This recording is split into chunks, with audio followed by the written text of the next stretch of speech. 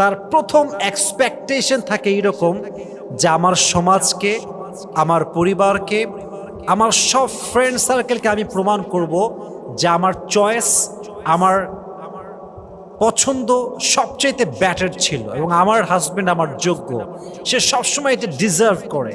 তার এক্সপেকটেশন এরকম যে আমার স্বামীকে পৃথিবীর সবচাইতে উত্তম পুরুষ হতে হবে, ঠিক কিনা বলেন?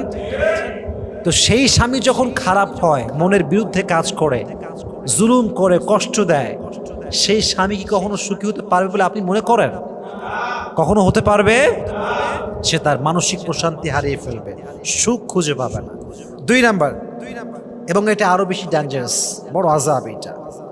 যে স্বামী তার স্ত্রীকে কষ্ট দেয়, তার 2 নাম্বার আযাব হচ্ছে সে যখন মারা যাবে তার কবরের সমস্ত আযাব মাফ হতে পারে, বাট সে যে স্ত্রী কষ্ট দিয়েছে আযাব কখনো মাফ হবে না।